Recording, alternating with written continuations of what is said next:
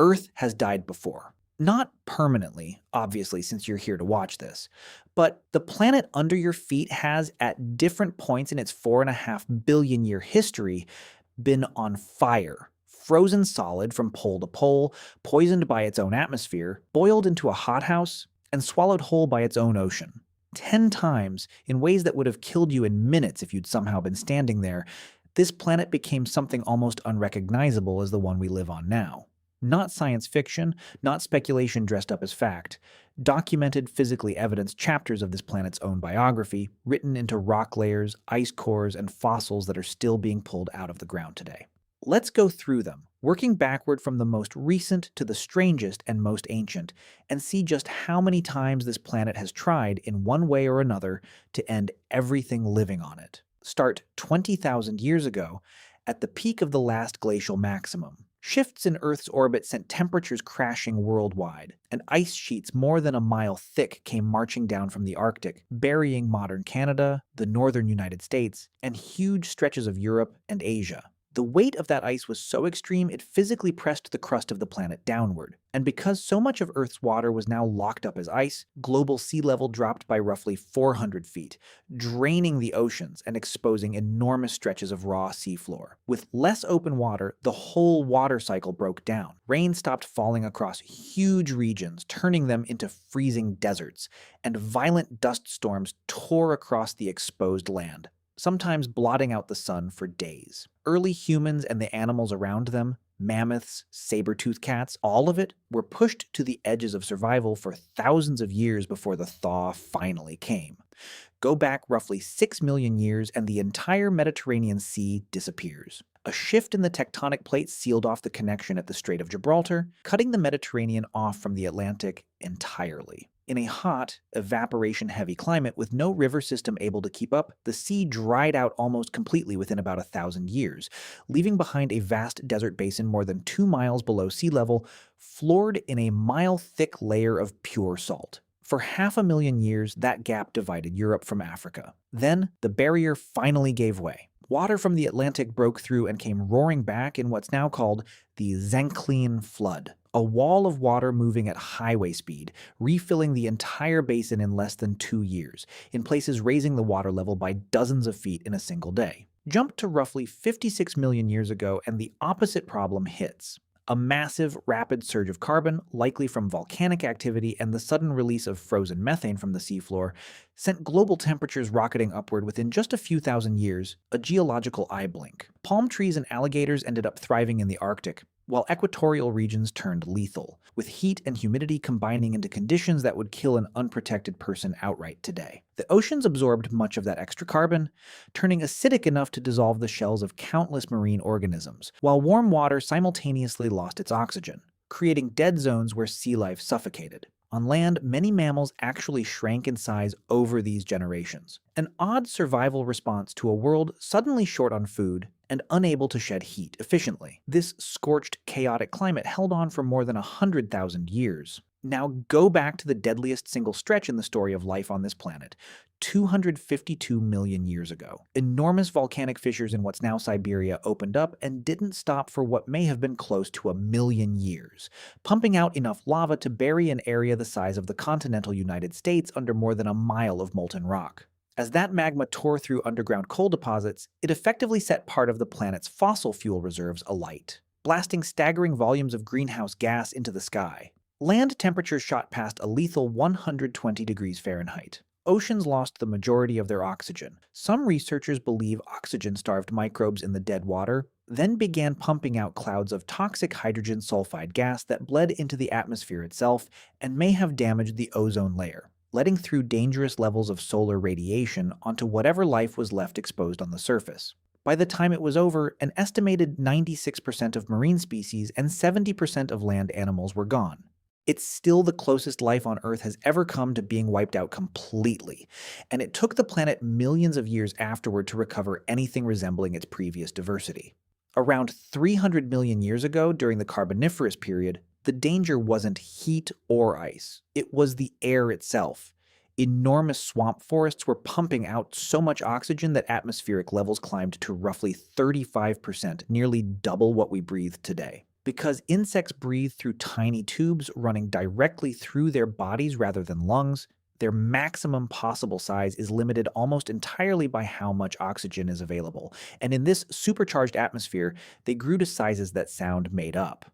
Dragonflies the size of crows hunted through the air. Millipedes over 8 feet long and weighing more than 100 pounds crawled through the rotting undergrowth. Scorpions the size of dogs and cockroaches the size of dinner plates ruled the forest floor. Eventually, the same forests that created this world buried so much carbon that they cooled the climate and collapsed the oxygen levels that had made it all possible, shrinking these giants down into the ordinary bugs we swat at today. 100 million years earlier, still in the Devonian period, dry land looked almost nothing like it does now.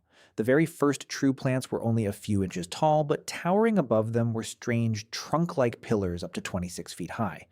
For over a century, scientists assumed these fossils were some kind of primitive tree. Then, in 2007, chemical analysis revealed the truth. They weren't plants at all. They were enormous fungi, now known as prototaxites, standing like smooth stone obelisks with no need for sunlight, quietly digesting rotting matter directly out of the soil. With no competition from taller plants or large land animals, they simply grew unchecked, dominating the landscape until true trees eventually evolved deep roots, wood, and leaves, climbed above them, and shaded this fungal kingdom into extinction. Roughly 700 million years ago, the planet had no polar ice at all, dominated instead by a single vast supercontinent called Rodinia, sitting in a warm global ocean. Then Rodinia began ripping itself apart, exposing enormous stretches of fresh volcanic rock to monsoon rains, and those rains chemically dragged huge amounts of carbon dioxide straight out of the atmosphere and buried it in the seafloor. Without that greenhouse blanket, the planet cooled, ice caps formed at the poles, and white ice began reflecting the sun's heat straight back into space. An unstoppable feedback loop where the colder the planet got, the more sunlight it rejected, and the colder it got again. Glaciers eventually met at the equator, sealing Earth inside an ice shell more than a mile thick, a planet that from space would have looked like a dead, blinding white marble, until volcanic carbon dioxide, unable to escape into frozen oceans, finally built up enough to violently shatter the ice sheets and end it. Go back 2.4 billion years and Earth's deadliest catastrophe wasn't caused by an asteroid or a volcano at all. It came from microbes. The atmosphere at the time held essentially no oxygen, and to the ancient microorganisms living in that world, oxygen wasn't a life-giving gas. It was a poison. Then, cyanobacteria evolved the ability to split water using sunlight, releasing oxygen as an accidental waste product. For a long stretch, dissolved iron in the oceans soaked up that oxygen like a chemical sponge, rusting and sinking to the seafloor. But once the iron ran out, oxygen began bleeding into the sky in earnest, acting almost like a planetary bleach and triggering what may be the largest extinction event in Earth's history, wiping out huge portions of the anaerobic life that had ruled the planet until then. The oxygen also destroyed atmospheric methane, the greenhouse gas keeping the planet warm, and the temperature crashed into an ice age that some estimates suggest lasted hundreds of millions of years. Before all of that, in the early Archean eon, roughly 3.5 billion years ago, some researchers have proposed a genuinely strange idea. Chlorophyll, the pigment that makes modern plants green, hadn't evolved yet. Instead, one hypothesis suggests early microbial life may have relied on a simpler molecule called retinol, the same basic chemical your own eyes use to detect light today, which absorbs green light and reflects back red and violet. If that's correct, oceans that look blue and green from orbit today might once have appeared as a deep, shifting lavender. It's an unconfirmed hypothesis rather than settled fact, but it's a genuinely fascinating possibility that Earth's first successful life may have painted the whole planet a color it hasn't worn since. And finally, go all the way back 4.5 billion years to the very beginning. Earth's earliest surface wasn't rock or ocean, it was a churning, glowing sea of molten stone up to 100 miles deep, fed by leftover heat from the planet's violent formation, radioactive decay in its core, and a relentless bombardment of debris left over from the birth of the solar system. Surface temperatures ran over 2,000 degrees Fahrenheit, hot enough to melt solid rock and turn iron into liquid rivers, under a sky that wasn't blue at all, but a thick, choking blanket of vaporized rock and gas pressing down with roughly 100 times the atmospheric pressure we experience today. Before that surface even had the chance to properly cool, a Mars-sized planet slammed into Earth at tens of thousands of miles per hour, reliquefying the entire surface all over again and blasting a ring of debris into orbit that eventually clumped together into our moon. For decades, scientists assumed that impact left Earth a lifeless furnace for hundreds of millions of years afterward.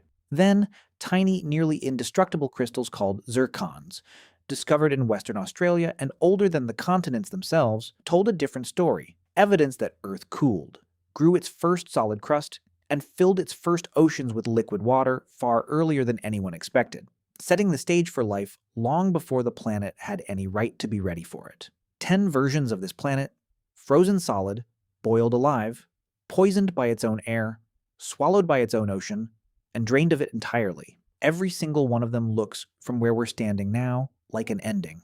And every single time, the planet kept going. And so did whatever was clinging to life on it. The Earth you're standing on right now isn't the calm, stable baseline of this planet's history. It's just the version we happen to show up for.